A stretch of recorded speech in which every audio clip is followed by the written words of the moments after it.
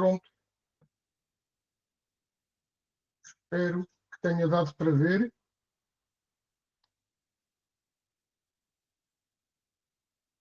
Sim, Luiz, você Agora, pode explicar para nós?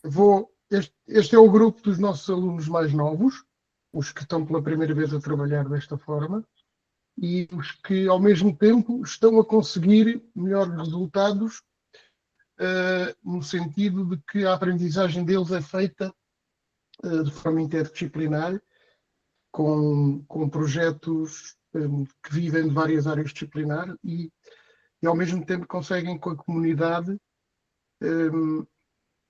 criar sinergias para que o projeto não fique apenas na aprendizagem, mas fique também na realidade, não é?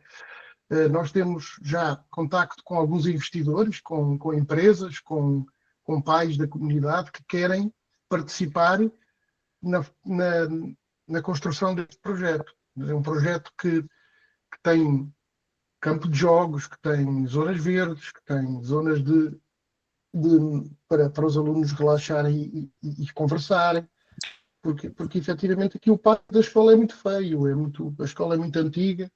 Então, é aqui uma evidência que o nosso amigo Zé gosta sempre de dizer, para trazer. Isto é uma evidência que os alunos estão a aprender, ao mesmo tempo que estão a aprender, estão a ser cidadãos e estão a participar num projeto coletivo que não só é para eles, como também é para os outros. E isso também é muito importante aqui.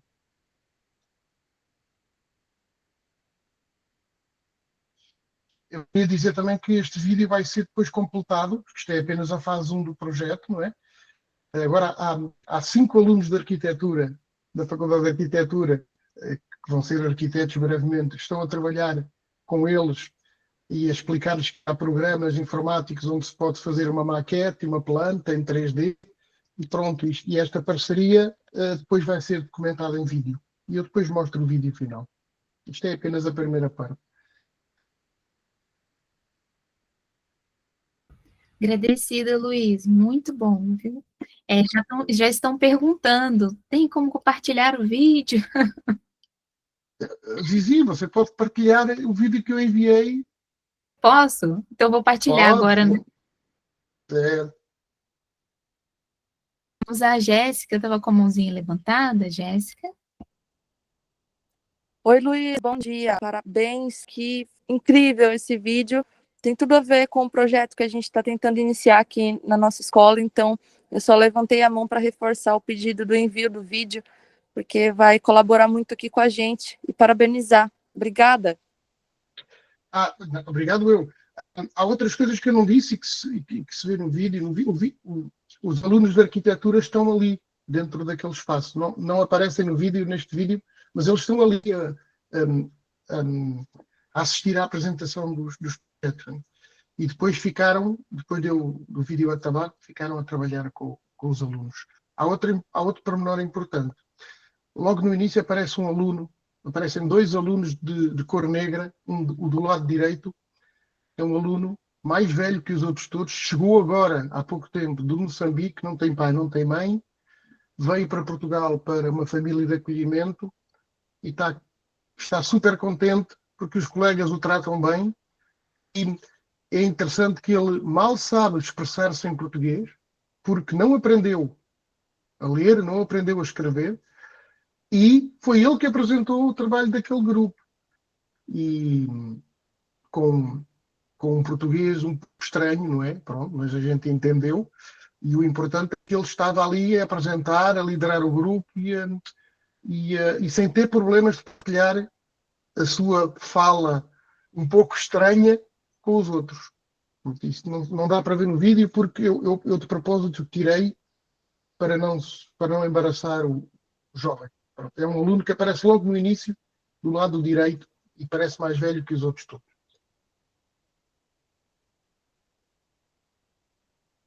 Agradecida, muito bom. Olha, Flaviana com a mãozinha levantada. Posso, Zizi? Luiz, parabéns pelo trabalho. Tenho 2 perguntas. A primeira, eu quero saber se há vaga em vossa escola, porque eu quero trabalhar em vossa escola. A segunda é como que é o processo de acolhimento dos alunos imigrantes? Porque você me falou desse aluno, que ele se expressa, ele fala inglês, e a gente tem tido algumas dificuldades, porque aqui na cidade de Santos a gente recebe imigrantes, temos alguns refugiados. Quando é do idioma espanhol, é mais fácil para nós, porque, né? Mas a gente recebe, por exemplo, nós recebemos alunos que são do Egito, então eles falam árabe, e outros que falam russo. Uhum. Olha, eu tenho muitos alunos assim também. Tenho alunos do Bangladesh, da Índia, do Nepal. São alunos que ou falam árabe ou falam inglês, ou às vezes não falam nada. Ou seja, falam a língua deles, mas nós não entendemos. Então, foi uma discussão que nós tivemos aqui, porque nós temos um projeto aqui na escola para todos estes alunos que não são falantes da língua portuguesa, e eles estão 6 meses com os professores, que não são os professores deles, mas com professores dedicados a ensinar a língua portuguesa. Ok? Neste projeto, as tutoras perguntaram-nos o que é que a gente achava, porque nós temos 5 alunos estrangeiros neste projeto. E eu disse, olha, o projeto tem que ser diferenciador. Não adianta fazer o que os outros fazem, porque senão nós não vamos ser diferenciadores. Portanto, os alunos vão aprender a falar português, porque estão envolvidos com colegas portugueses. E os colegas portugueses, sem saber que estão a ensinar, vão ensinar, porque quando nós vamos para o estrangeiro, falamos uma língua porque estamos envolvidos nessa comunicação. E deu resultado. Deu resultado porque todos eles já expressam hoje um vocabulário, uma oralidade, numa língua parecida com a portuguesa, que nós entendemos, não é? Têm mais dificuldade na escrita, é um facto, sim. É mais difícil de adquirir essa competência escrita quando não se é português. Mas foram fazer agora uma prova externa, uma prova feita pelo nosso Ministério, igual para todos os alunos de Portugal, e tiveram bons resultados nessa prova. Resultados por volta dos 60, numa escala de 0 a 100, o que é muito bom e que foram até melhores do que alguns alunos que tiveram aquelas aulas de português com professores dedicados. Ora, isto está a levantar uma grande polémica aqui na escola, não é? Polémica porquê? Porque as pessoas pensam que a aprendizagem é ouvir o professor falar. E afinal, os outros que não ouvem o professor falar, mas que têm aquela dinâmica que vocês viram no vídeo, estão a aprender melhor. Para algumas pessoas isso é muito complicado de perceber aqui, não é? Portanto, temos boas notícias esta semana. Você acabou por responder uma outra pergunta, eu queria fazer a questão das provas, porque aqui ainda há um apego muito grande com relação às provas. Obviamente, tem a questão da avaliação externa, né? A gente não pode fechar os olhos para isso, porque cada vez mais o governo está apertando o cerco com relação a isso. São vários programas, Elefante Letrado, alfabetização na idade certa, enfim, acaba... Mas eu vou levar essa questão, 6 meses de dedicação, um projeto, perfeito. Obrigada. Eu posso dizer que em 2 anos de contacto direto com alunos portugueses, atenção, em 2 anos de contacto, mas trabalhando com eles, não é ouvindo o professor falar, é trabalhando com os alunos portugueses, estando em conversação, em 2 anos os alunos aprendem mais português do que se tiverem com uma professora de português dedicada, ok? Eu esqueci de dizer que as provas externas este ano são provas de aferição, ou seja, não contam para nada na vida dos alunos, contam apenas para a escola saber como está a aprendizagem, ok? Mesmo assim, os alunos tiveram bons desempenhos no português de língua não materna. Ou seja, no português que eles normalmente não falam, não é? E, Luiz, só uma última coisa. Eu preciso perguntar, porque como funciona aqui, assim, na secretaria. Enfim, com relação aos outros componentes curriculares, como que se dá a aferição da aprendizagem? Por exemplo, a questão de história, de geografia... Sim. Da mesma forma, os alunos fazem, no 6º ano, fazem provas externas de matemática, português, história e geografia, que é a mesma disciplina aqui, inglês, e penso que é isso tudo. Pronto. E os alunos deste projeto tiveram bons resultados a português, a matemática e a história, tiveram menos bons resultados a ciências. Esse é um dado que nós estamos a recolher e estamos a tratar, ok? Uma coisa é, estes alunos têm melhores resultados que os alunos que estão no ensino tradicional, certo? Mas depois há a questão dos resultados absolutos. Os resultados ainda não são aquilo que a gente quer, ok? Em português, eu posso dizer que em português a média é 50, de 0 a 100. Mas em HGP, que é a História e Geografia de Portugal, já é uma média de 30. Portanto, é uma média mais baixa e ainda não muito aceitável para nós, ok? Matemática, a média também não é muito alta. Portanto, há aqui dois fatores de comparação. É saber se o projeto produz resultados, e aqui a gente já consegue dizer um pouco, produz resultados melhores que o ensino tradicional, mas ainda não produz o nível de resultados que nós queremos alcançar. Mas como também já vos disse, o projeto começou o ano passado, não é? E, portanto, aí, todo mundo está aprendendo ainda a fazer coisas, não é? Nossa, obrigada. Ajudou bastante, já me deu assim umas ideias e depois eu compartilho qual foi o resultado. Claro. Olha que maravilha. O intuito é justamente esse, né? Nós estamos conversando justamente sobre essas práticas de aprendizagem correlacionada a como se aprende, que temos tratado, né, sobre essa questão.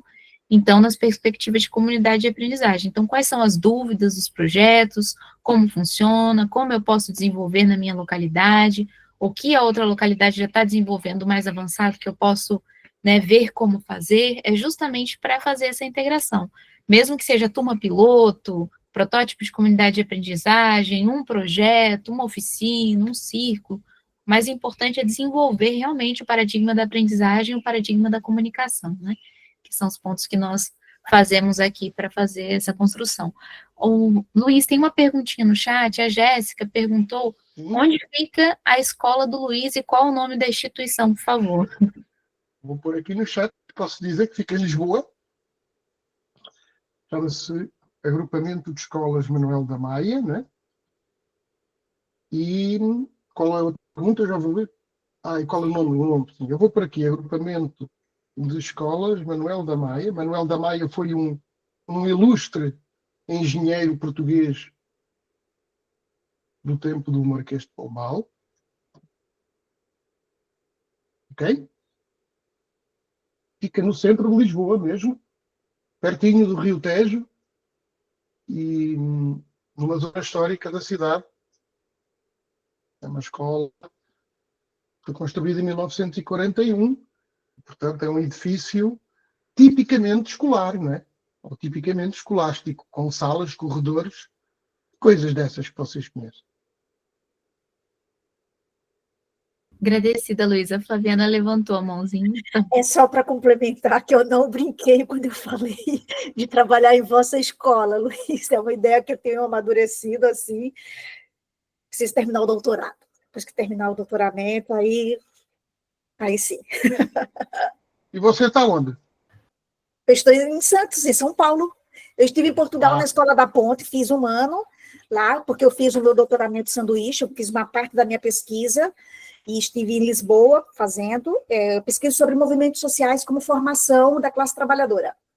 Então, fiquei um ano na Escola da Ponte, lá, passei por todas as etapas, e voltei, e agora é um choque muito grande, porque para mim é tudo tão natural o que é feito lá, é tão natural o que se discute aqui, e quando eu estou na Secretaria da Educação, eu trabalho dentro da Secretaria, não estou em sala de aula, eu recebo muitos processos, muitos e-mails, agora com a questão dos alunos, dos estudantes imigrantes, dos refugiados, e ninguém sabe o que fazer, e para mim é tudo tão claro, é tudo tão óbvio, e o óbvio precisa ser dito, e assim, a preocupação é como avaliar, como eu vou dar a nota.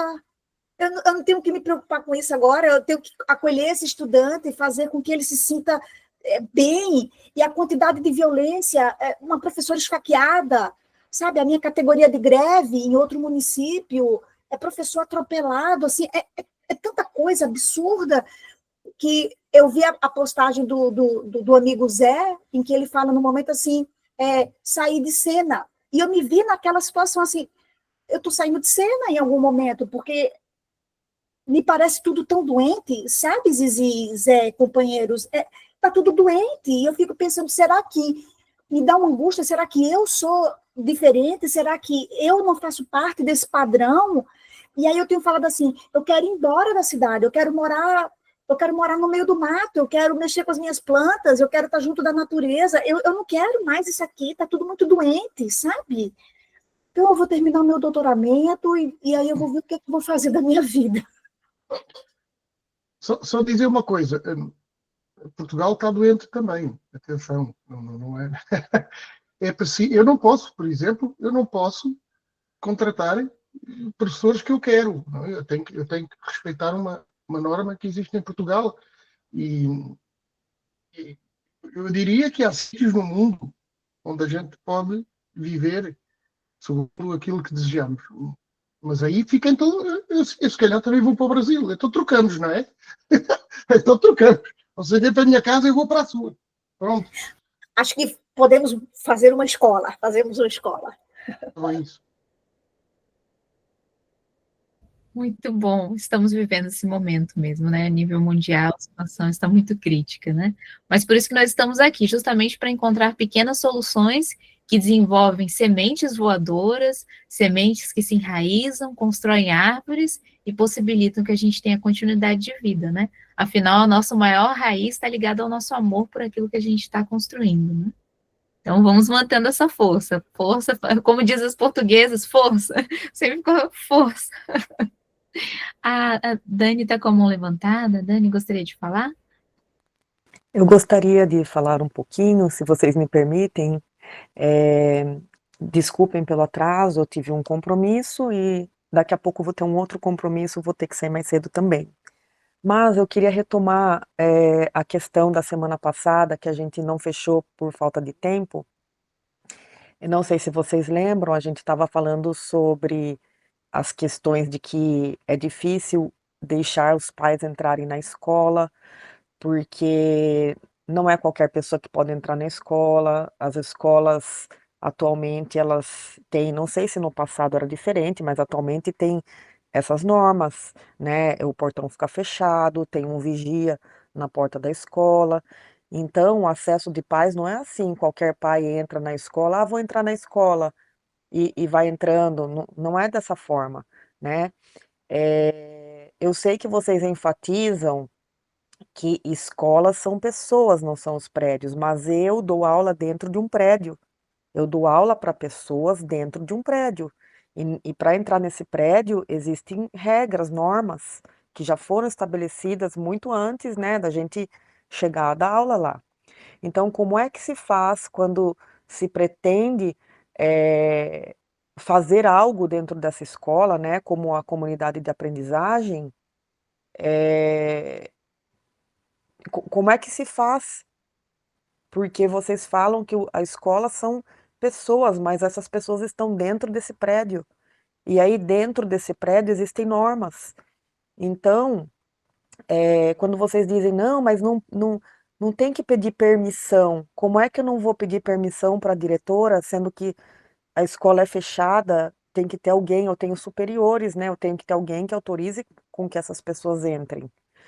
E, no meu caso específico, foi autorizado, os pais puderam entrar, a gente pôde ter. Então, assim, quando eu digo que foi uma vitória, uma conquista de Votorantim, porque não tem isso. Não tem isso em Votorantim, não tem isso em Sorocaba, não tem isso aqui na região. Então, nós conquistamos isso realmente pela permissão das instituições. Aqui a gente precisa seguir essas regras, né? Então, eu sou subordinada a uma direção, a uma coordenação, a uma secretaria da educação. Então, se não fosse por isso, não teria ocorrido, né? E assim, o projeto não estava focado em mim, mas ao mesmo tempo em que os pais se envolveram e tiveram interesse em continuar, nenhum pai e mãe tinha condições de dar uma continuidade, por exemplo, num sábado ou num domingo, porque eles precisavam de um espaço para isso. Eles até pensaram na quadra da escola, mas nenhum deles tinha essa disponibilidade de sábado ou domingo. Então, acabou não continuando, foi um dos motivos, e outro motivo que não continuou foi porque a própria escola falou: pode continuar dentro da escola desde que outro professor queira. Por quê? Porque tem que ter um professor que queira receber os pais na sala dele, né? E aí eu acho, né, que na verdade nem foi oferecido para esse professor, porque diante da instituição escolar, ficou como sendo o projeto da professora Daniela, mas não era o projeto da professora Daniela, era o projeto da professora junto com os pais. Só que para a instituição de ensino ficou dessa forma. Então, quando um pai ou mãe não pôde continuar no final de semana e a escola não teve interesse em falar para o novo professor, aí acabou, infelizmente. Então, assim, qual que é a minha questão? Como é que se continuam esses projetos dentro de escolas, se as escolas são prédios, né? Porque eu acho muito mais viável esse projeto ter continuidade, desde que seja, por exemplo, um professor que quer fazer aos finais de semana num bairro. Aí vai sempre ter, enquanto esse professor e esses pais tiverem interesse de irem continuando, vai continuar. Agora, se tiver um prédio envolvido, uma instituição em que você se submeta, como continuar? Por exemplo, vamos supor que neste ano agora eu começasse em Sorocaba. Eu vi que alguém falou, né, de colocar no PPP. Se não me falha a memória, foi colocado no PPP da minha escola. Só que foi colocado como sendo um projeto que estava sendo desenvolvido pela professora. Mas vamos supor que agora eu comece em Sorocaba e coloca lá no PPP. Então, Sorocaba teria que assumir o compromisso de dar continuidade nos anos seguintes, né? Porque senão vai ficar um projeto só do terceiro ano que eu estou dando aula agora, vai encerrar esse momento do terceiro ano, no ano seguinte já acabou de novo, né? Então, essa é a minha questão principal, assim. Agradecida, Dani. Temos várias mãozinhas levantadas. Luiz.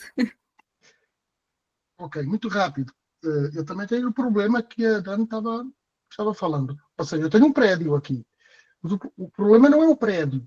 O problema é as condições que nós criamos para os pais poderem participar na educação dos filhos. Neste momento, vocês precisam entrar na escola e pedir autorização ao porteiro, ok? Eu não quero estar a falar pelo Zé, mas quando o Zé diz porque é que eu hei de estar impedido de entrar na escola, ele fala numa realidade que é quando todos partilham os mesmos valores. E isso é muito difícil de conseguir no início, não é? Eu gostava de ter aqui uma escola que os pais entrassem, é que nem sequer houvesse porteiro, ok? Nem sequer houvesse grades, nem portões, nem nada. Então aí toda a gente entrava e toda a gente saía à hora que queria. Mas é preciso, e é muito difícil, é preciso que todos partilhem os mesmos valores, do respeito, da cidadania, e nós aqui estamos muito longe disso ainda. Mas há pais que estão dentro das salas de aula, daquelas que já estão transformadas, não é? Não é das outras. Das outras não é possível. O próprio professor tem medo disso.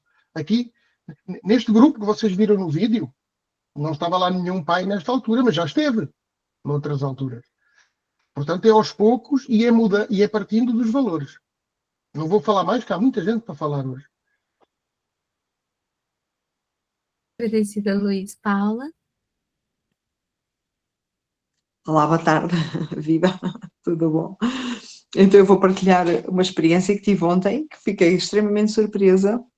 Eu este ano estou numa escola nova e, de facto, ontem, portanto, foi a semana do agrupamento e ontem a escola estava completamente aberta à comunidade, aos pais. Os pais participaram na dinâmica, enfim, com tasquinhas, com diversas dinâmicas e, de facto, fiquei surpresa com a abertura que houve para tanta gente, não é? Portanto, e com aquela abertura. Obviamente ainda não está aberta a ida propriamente, que se pretende, às salas de aula, ao momento das aprendizagens, mas eu penso que esta escola está aberta a isso. Quero lá o professor José Pacheco, ainda este mês. Entretanto, também gostava de partilhar com a Flaviana. Tem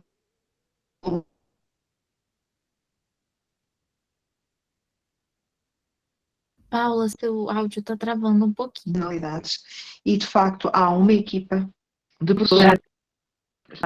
Desculpe, está com alguns constrangimentos com a internet.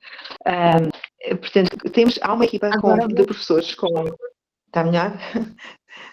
De professores para trabalhar com alunos de diversas nacionalidades que, de facto, têm dinâmicas muito próprias, têm especificidades muito próprias. Não é fácil, mas é possível. É possível. Eles aprendem o português. Não são todos ao mesmo ritmo, mas eu próprio já tenho dinamizado várias dinâmicas com eles, no âmbito, portanto, na biblioteca, e curiosamente eles aceitam várias, quer ao nível da escrita criativa. Posso dar-vos o exemplo de uma jovem que fez uma ilustração de um poema de Camões, que eu fiquei surpreendidíssima. Portanto, o estado emocional deles está lá, portanto,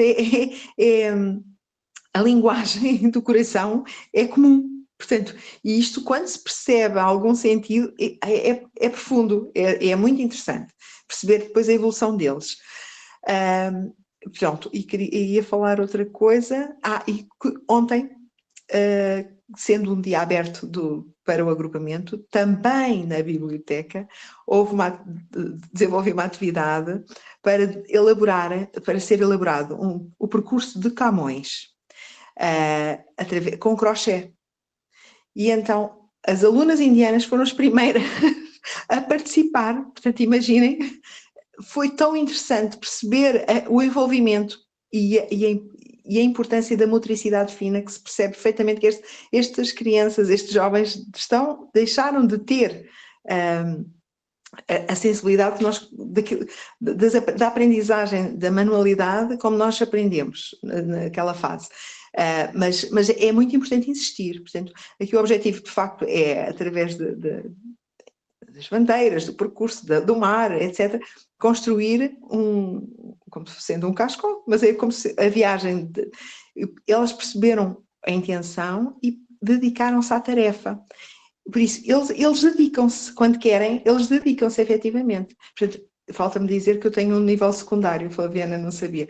Portanto, não é tanta parte da alfabetização, mas também é importante desenvolver com estes jovens estas dinâmicas. Obrigada.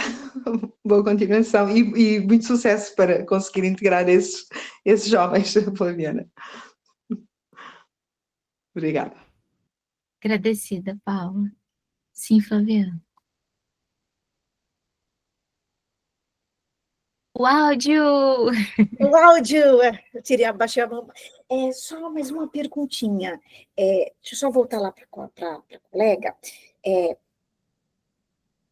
Foi instituído como projeto no PPP, mas eu penso que precisa ser parte do PPP.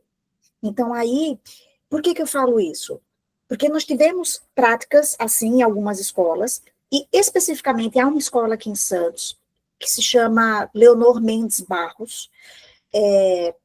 A diretora da escola hoje é a diretora do departamento pedagógico, é a minha chefe direta, e é uma escola que recebeu premiação e recebe ainda com relação ao lixo zero. Então, é uma escola modelo na cidade e é uma escola aberta. Foi instituído um programa dentro do PPP que se chama Café com a Diretora. Não necessariamente é a diretora, mas a cada 15 dias ou a cada um mês, a escola abre as portas e traz profissionais como uma escola de paz. Então, um dia se fala com terapeutas, o outro dia se fala com fonoaudiólogos, o outro dia se fala com assistente social, e aí é uma escola que a dinâmica funciona desse jeito, é uma escola aberta, né? Então, isso é instituído. Agora, mudou a direção, nós não sabemos como vai ficar e sabemos que o projeto político ele muda, né? Ele tem um tempo. Quando ela estava, ele era renovado nessa concepção. Mas, enfim, vamos ver qual será o andamento com relação a essa escola. E só mais uma dúvida com o Luiz e a Paula, com esses alunos, com esses estudantes, como que vocês procedem, por exemplo, quando há o período do Ramadã? Né? Porque o acolher o imigrante, por exemplo, Santos é uma cidade que a merenda, a refeição, né, ela para todos os estudantes, manhã, eles fazem três, 4 refeições ao longo do dia, né? O café, que é o lanche, o almoço, e aí tem o lanche e tem a janta. A gente fala janta porque eles já saem próximo do horário noturno, mas eles fazem uma refeição. Então, por exemplo, a pessoa que o árabe, né, ele não come carne suína. E há um dia na semana específico em que nós servimos carne suína, porque faz parte, né? Como que vocês fazem com relação a isso? Tem as orações que eles fazem, né, direcionados à Meca. Tem um período que eles se ausentam da escola, ele fica com falta, ele não fica com falta. Como que vocês fazem? Bom, eu vou estar respondendo primeiro a questão da Dani, e depois a gente pode trazer da Flaviana também, que eu tenho o Bruno também para fazer essa questão. Responder não, né? Trazer referências sobre essa construção, porque as respostas nós encontramos quando nós fazemos. Quando vamos fazendo, vamos encontrando as respostas, né? Não de forma empírica, mas de forma científica, porque nós precisamos comprovar aquela construção que nós planejamos, organizamos e nos preparamos para fazer. Bom, mas eu gostaria de trazer, Dani, referência além do que já foi dito, é muito importante trabalhar o PPP, é muito importante trabalhar a construção com relação à comunidade, com relação às mães, aos pais e toda a construção que você vai fazer. Não existe uma forma, assim, de fazer o projeto de comunidade de aprendizagem ou própria construção da comunidade de aprendizagem numa etapa única. Existem etapas para que isso ocorra. Então, primeiro, você precisa desenvolver essa construção dos valores, como o Luiz colocou, isso demanda um tempo, isso demanda um processo de relação. A nível de construção, por exemplo, em sala de aula, e muitas professoras perguntam isso, tem muitas formas de fazer. Tem formas de fazer por projetos, tem formas de fazer por círculos, tem formas de fazer por construção, por exemplo, de dinâmica de grupo. Então, pode ser desenvolvido de muitas formas. Como assim? Pode ser conversado, inclusive colocando no PPP, e como você falou, mas no PPP estava, mas não estava para toda a escola, mas isso são etapas. Você pode começar como um projeto ou como um currículo, desenvolvendo o PPP e colocar a extensão que vai se tendo nessa construção de projeto. Então, depende muito do que você está vivendo. Tem professores, por exemplo, que elas conseguem uma abertura incrível com relação à diretora já para colocar o projeto em andamento, para fazer um tempo, para conseguir as crianças se movimentarem, mas nem sempre é assim. Tem outras, por exemplo, até que eu acompanho alguns projetos até mais próximos, que está no PPP, e tem toda a escola participante, mas quando precisa, por exemplo, para crianças que são da educação fundamental, irem para uma visita de campo, não é liberado. Enquanto que da educação infantil é liberado, da educação do ensino fundamental não. Mas por quê? Porque existe uma burocracia própria para essa construção, para que as crianças não possam sair no dia de campo, no horário tal, na organização tal. Mas como que nós driblamos isso no sentido de mostrar que é possível fazer de outra forma? Com a força do Conselho de Pais, mães e pais. Então, é muito importante trazer para o Conselho as mães, os pais e representantes da comunidade, porque eles têm que ajudar a colocar que eles querem que os filhos deles participem dessas construções. Por que os filhos não puderam participar? Ah, porque tem que ter uma liberação dessa questão. Sim, tem que ter uma liberação dessa questão, mas nós queremos que nossos filhos tenham essa construção de qualidade. E nisso também fazer a organização de preferência, pelo menos aqui no Brasil tem essa questão. Às vezes nós fazemos essa organização um pouco em cima da hora. É muito importante que se tenha um planejamento com tempo, porque se nós tentamos lidar com a burocracia com pouco tempo, nós não conseguimos desenvolver essas questões. Então é importante fazer um planejamento. Nós vamos fazer tais projetos, conversar com as crianças, com os pais. Agradecida, Dani, ela está agradecendo aqui, eu também agradeço. Só trazer algumas referências, assim, do que eu já vi que funcionou, para que você possa desenvolver e tentar também, e as outras pessoas também possam desenvolver. Mas nós sempre temos que trazer esse viés. E assim, tá difícil o projeto? Círculo. Tá difícil o círculo? Desenvolve por oficina. Então, você encontrar uma forma de abrir a comunidade dentro da escola. A escola, ela está fechada. Ela precisa desenvolver a sua construção de abrir por dentro. Por dentro como? Pelo coração. E como é que a gente desenvolve pelo coração? Você tinha até falado, eu estou dentro de uma instituição de 4 paredes, mas você está pensando diferente. Você tem um coração batendo dentro dessa instituição e essas paredes não impedem você de pensar diferente, não impedem você de se relacionar diferente dentro dessa construção. Por exemplo, tem professoras que a escola não permite, que ela coloca que não tem como, mas pela relação com as crianças foram até a coordenadora, até a diretora, chamaram os pais e pediram para que fosse feita uma construção de oficina. Então, foi feito um baixo-assinado para que acontecesse isso, até que a escola teve que assumir essa abertura dentro dessa construção. Então, tem muitas formas de fazer. A gente começa nesse sentido. Outra questão, você também pode fazer a correlação com, tá impossível na minha escola. Pode fazer online? Sim. Você pode começar com outras turmas online e fazer a conexão dessas turmas online depois com a presencial, demonstrando que o projeto já está em andamento, porque às vezes algumas escolas têm dificuldade de perceber como isso funciona. Então, quando você apresenta um projeto já funcionando online, que tem uma constituição dessa construção de rede, mostrando, olha, está funcionando, tem crianças aqui que estão estabelecendo projetos, ou até você pode mostrar a evidência dessas crianças. Olha, nós gostaríamos de apresentar evidências por projetos que nós estamos fazendo. Isso também motiva as pessoas, veem como está funcionando, essa ideia, inclusive, com a natureza, a relação com a natureza, mudança climática, tudo que nós estamos vivendo da nossa realidade atual, o lixo, que são problemas de consciência planetária, que entra na comunidade de aprendizagem, nós temos o currículo da consciência planetária. Às vezes, nós temos dificuldade de trabalhar pela subjetividade, porque quando você fala para buscar o interesse do aprendiz, o desespero normalmente é o maior desespero, né? Mas como assim? Ele não vai estudar mais? Ele não vai mais estar, né, pesquisando? Não, calma. Ele vai pesquisar e estudar integralmente. Mas como as pessoas têm dificuldade de perceber essa multidisciplinariedade, interdisciplinaridade, transdisciplinaridade, o que você pode fazer?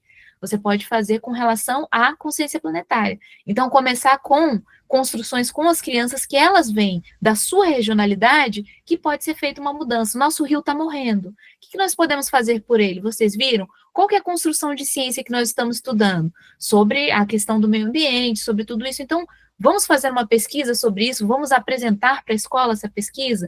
Mas não tem tempo para fazer isso. Tem tempo na aula de ciências. Mas tem que ter o livro. O livro ajuda, o livro vai ser uma base, mas ele não vai ser a construção do livro, vai ser a construção de apoio. Então, tudo isso é uma questão da gente fazer essa transição entre o processo, né, do instrucionismo para o paradigma da aprendizagem e o paradigma da comunicação. Isso é passo a passo. Assim, eu poderia falar muitas questões, mas eu vou ocupar todo o tempo, mas espero que ajude já essas, depois mais algumas nós podemos trazendo também, porque tem muitas formas. É só a questão de estratégia. Quando as pessoas ainda não perceberam a mudança, o que nós precisamos fazer? Estratégia. A natureza, por exemplo, ela está sob um processo de ataque muito pesado, está quase morrendo. O que ela está fazendo? Demonstrando que se você aquece um local, ele queima.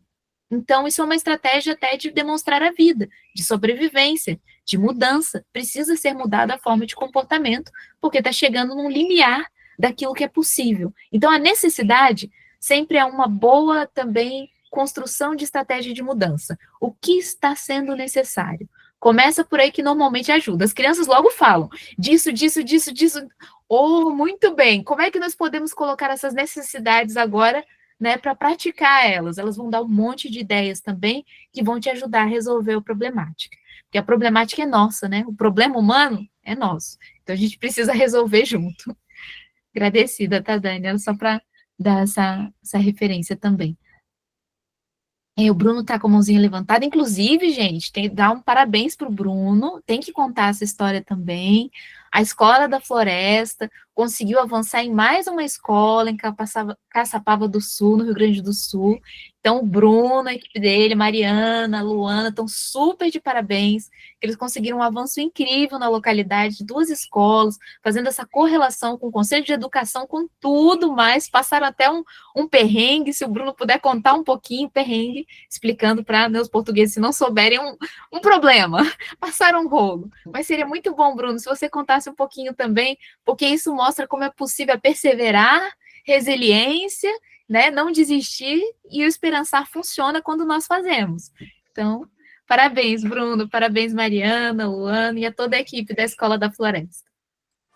Gratidão pelo carinho, Zizi, pessoal, aí pelos corações.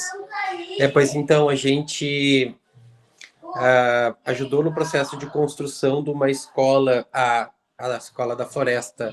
Ela acontece numa escola pública, né, a comunidade de aprendizagem, e a gente ajudou a construção de uma escola particular com a mesma proposta educacional, né?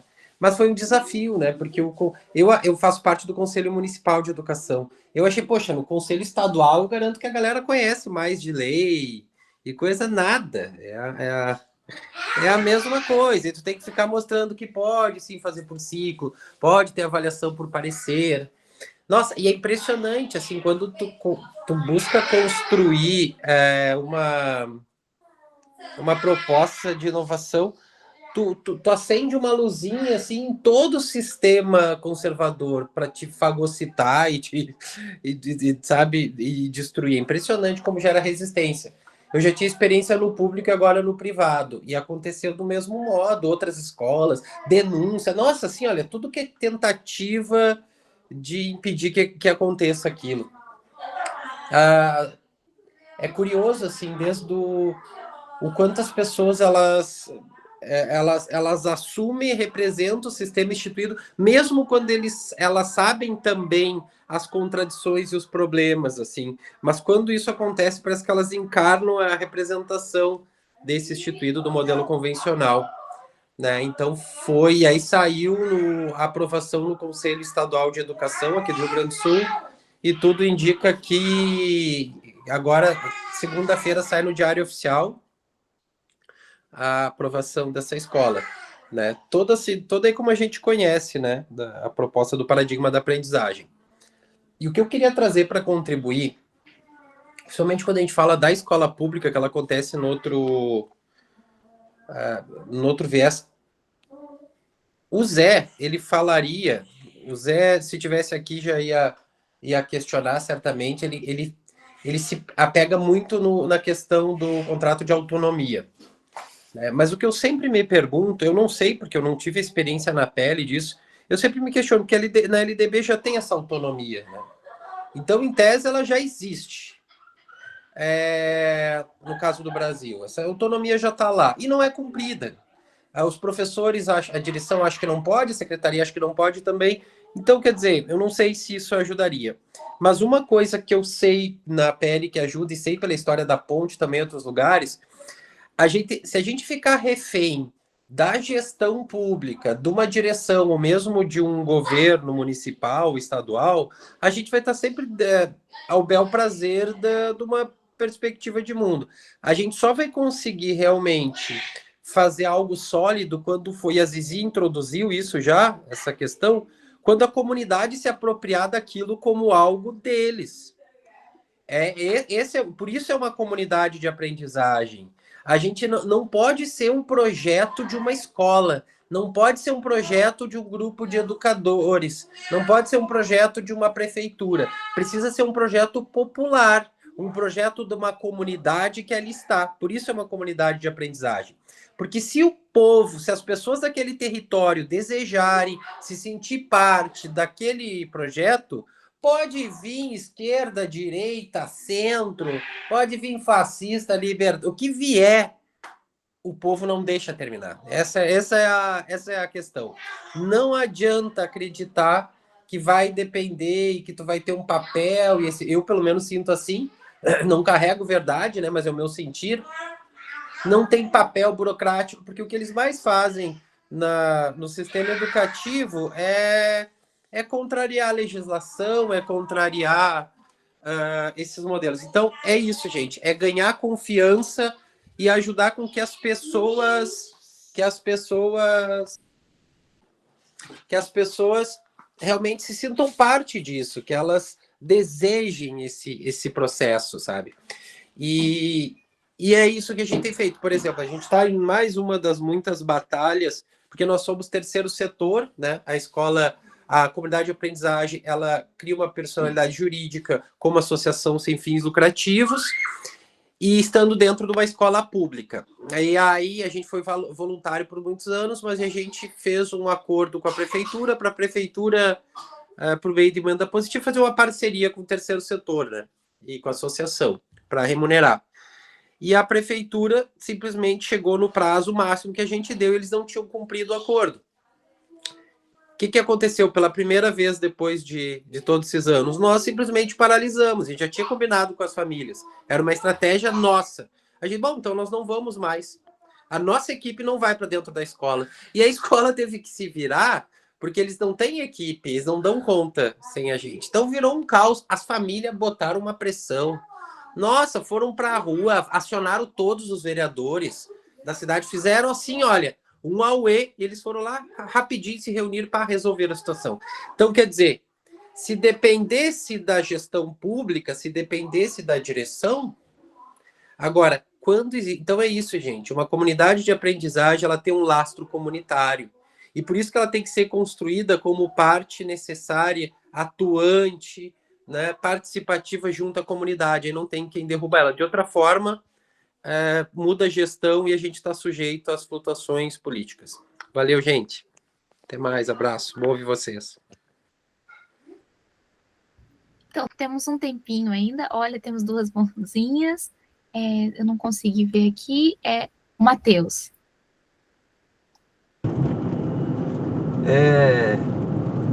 Vou mudar um pouco o assunto, faltam 5 minutos, vamos ver se sai alguma coisa. Ontem, assim, eu tenho meu trabalho lá, eu tenho conduzido momentos assim, para a gente organizar as atividades, eu e os alunos. E aí, o que a gente vai fazer agora, nessa próxima hora, por exemplo? O que a gente vai fazer na nossa próxima hora? O que vocês querem fazer? Aí, chuva de ideias. Aí, que é isso, tá, como é que a gente vai organizar isso no tempo? Tantos minutos para tal coisa e tal. Então, é uma dinâmica assim, para organizar as demandas no tempo. E aí ontem, no final do dia, na última hora, a demanda era jogar jogo no computador e assistir música no YouTube. E aí eu fiquei assim, será que eu não soube lidar muito bem com a situação? Tipo assim, isso é de boa? Não é de boa? Eu deixo? Não deixo? Aí eu queria saber assim, como lidar com essa demanda.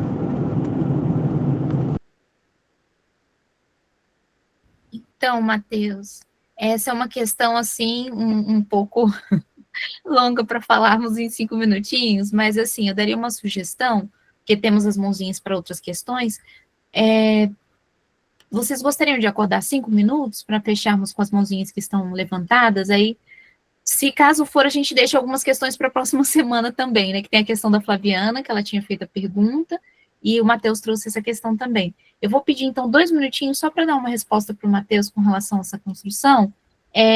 Matheus, vejo que é muito importante você, assim, existem etapas de desenvolvimento para você fazer a construção de roteiro de aprendizagem com eles. Então, é muito importante se você conseguir escrever com eles e fazer um roteiro mesmo, de como vocês estão formando essa questão da aprendizagem, quanto tempo tem, como que vocês estão desenvolvendo a dinâmica de grupo, né, quem está assumindo cada função, porque esse começo, ele é assim, ele precisa ter o entendimento das crianças e dos jovens que eles precisam se organizar no tempo que tem, buscar o interesse que tem e fazer uma apresentação da evidência de aprendizagem. Lembrar as perguntinhas do roteiro, né? O que vocês gostariam de aprender, com quem vocês vão aprender, como vocês vão aprender, quanto tempo vocês vão levar para aprender e também quais fontes vocês vão utilizar. porque é muito importante trazer a questão das fontes também, nessa questão até das fake news.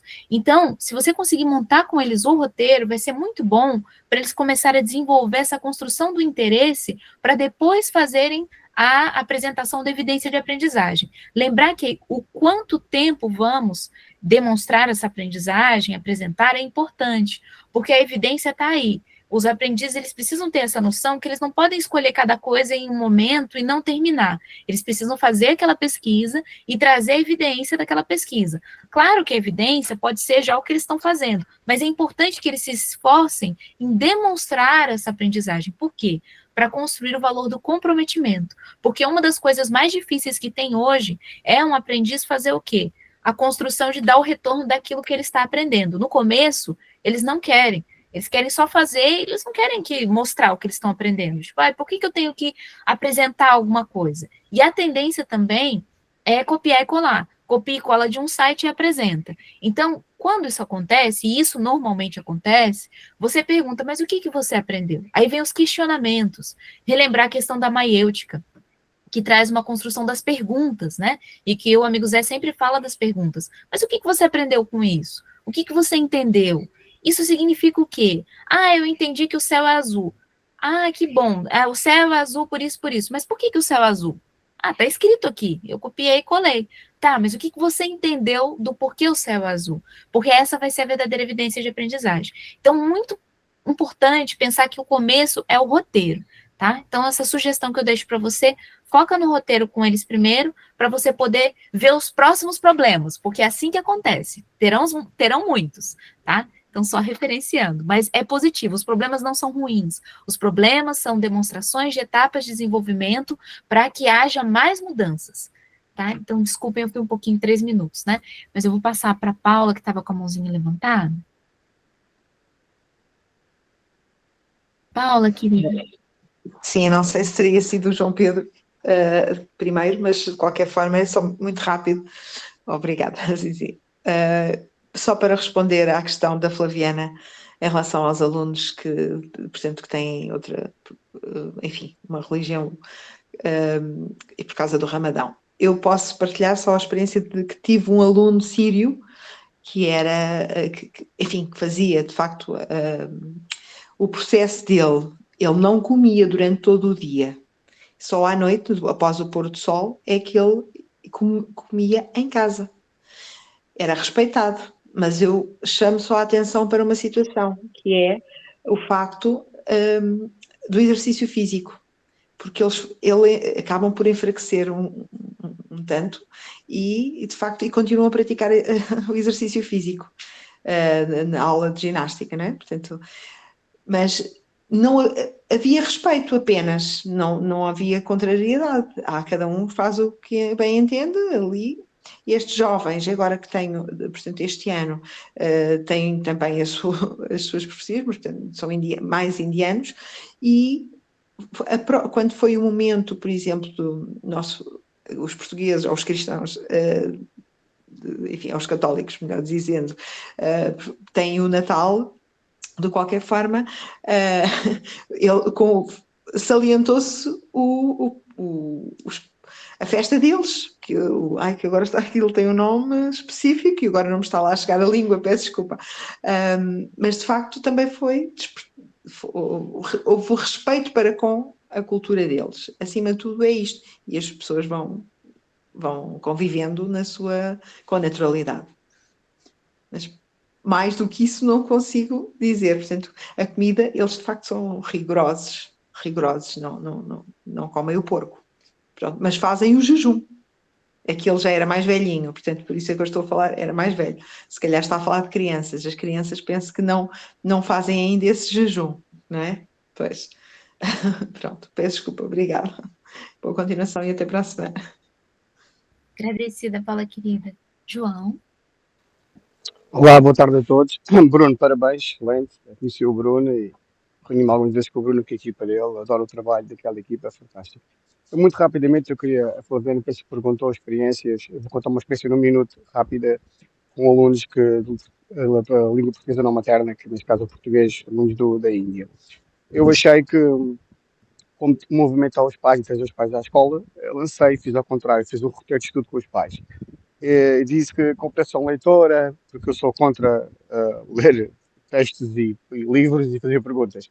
Os livros servem para eu amar, para eu chorar, para eu gritar, para eu criticar, para eu construir, para aprender novas palavras, seguir as emoções e é aquilo que eu sempre imaginei, o Ruben Alves também.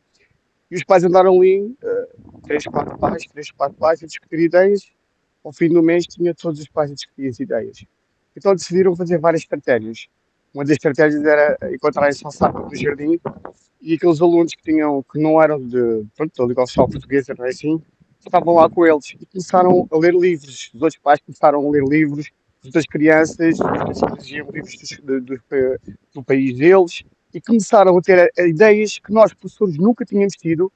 E foi excepcional. Às vezes iam para a escola, encontravam-se no café de manhã, estavam as crianças a ler livros e a discutir ideias, a debater ideias.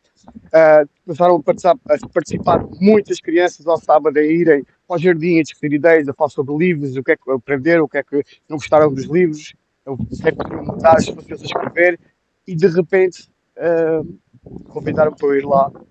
E ao fim de algum tempo, essas crianças que eram de português de língua materna, os pais estavam integrados, as crianças estavam integradas. Alguns eram sírios também, e deram um grande pulo naquilo que nós precisávamos que eles fizessem, mas não fomos nós, foram os pais, foi só uma provocação que eu fiz de ser eles a fazer os roteiros, e foi incrível a discussão, eles tiveram ideias, demoraram mais de um mês a discutir no WhatsApp o que é que devíamos fazer, o que é que não devíamos fazer. Esta foi uma forma que eu arranjei os meus colegas de trazermos os pais à escola, foi assim um grande sucesso mesmo. E não só a educação humanizada destas crianças através dos livros, das emoções, do que sentiam, foi muito grande. Posso dizer que no fim eu chorei, pais muitos choraram bastante porque sentimos que eles estavam a ler por prazer. E o Ruben Alves diz isso, ler não é o hábito, isso não existe. Foi assim maravilhoso e fizemos tudo, mas não fui eu que fiz nada, foram os pais que fizeram tudo. Um abraço gigante. Agradecida, João, que lindo. Olha, passamos um pouquinho do nosso tempo, eu daria a sugestão só de ouvirmos o Bruno e fecharmos, tudo bem? Aí encerramos por hoje para o próximo encontro. Bruno! Oiê, como estão?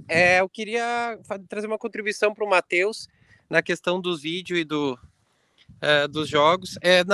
A Zizi já falou, é aquilo ali, mas mais diretamente, assim, ajudar eles a compreender que, dizer assim, olha, como a gente não trabalha só como consumidor, né? Então, bom, vou só consumir o vídeo, vou só consumir o jogo. E aí traz assim, bom, beleza, quer escolher uma música para ouvir no YouTube? Tá, mas quem sabe assim, vamos construir, vamos escrever uma análise da letra. Depois eu quero que tu traga o que diz na letra, o que tu entende, e daqui a pouco aquilo ali já virou uma redação onde ele vai trazer uma consideração sobre aquela letra.